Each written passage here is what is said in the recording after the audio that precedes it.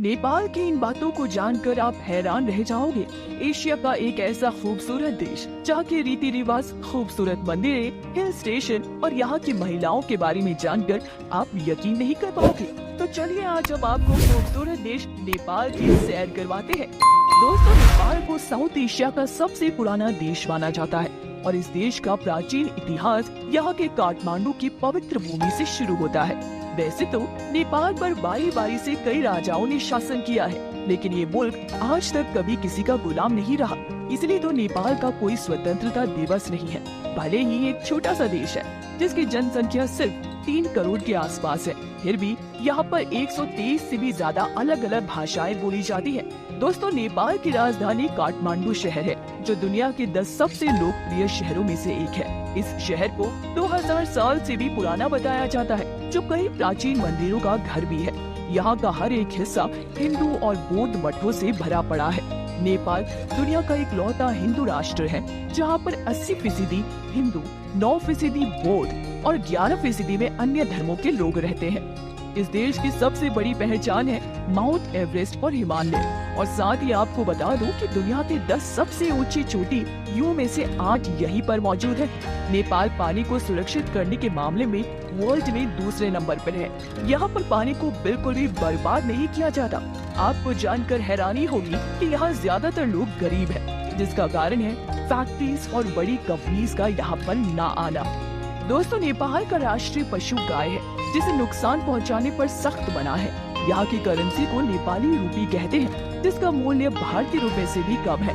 मतलब कि एक भारतीय रुपए नेपाल के 1 रुपए 62 बन जाते हैं। भारत और नेपाल के बीच काफी अच्छी दोस्त है, तभी तो हर भारतीय नागरिक को बिना वीजा और पासपोर्ट के नेपाल में आने की छूट है।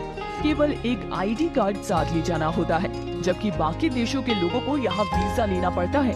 नेपाल के काफी सारे युवा भारत में काम करने भी आते हैं। इसके अलावा इन्हें भारतीय सेना में भी शामिल किया जाता है।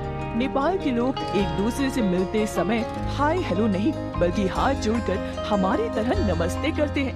दोस्तों, भगवान बुद्ध के प्रति लोगों में काफी श्रद्धा है और इनकी जन्मभूमि लुम्बिनी सांस्कृतिक है, जो नेपाल में ही है।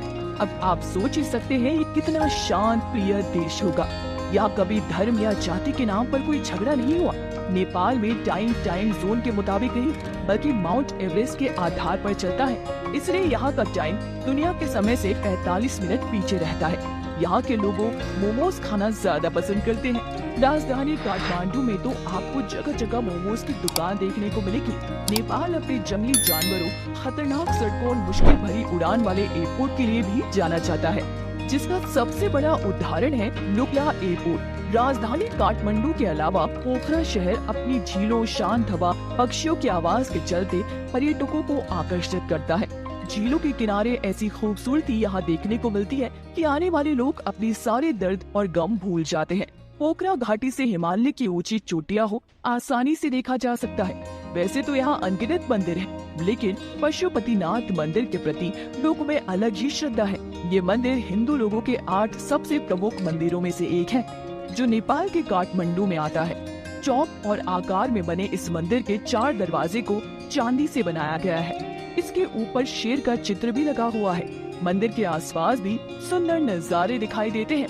नागरकोट ये एक हिल स्टेशन है जो काठमांडू से 32 किलोमीटर दूर है। लगभग 7000 मीटर की ऊंचाई पर मौजूद इस हिल स्टेशन के बारे में एक बात आपको चौंका देगी कि यहाँ से हिमालय की चोटियों के साथ साथ माउंट एवरेस्ट का सूर्योदय भी दिखाई देता है। हिमालय की गोद में बसा नेपाल 1,47,151 स्क्वायर किलोमीटर में फैला हुआ है।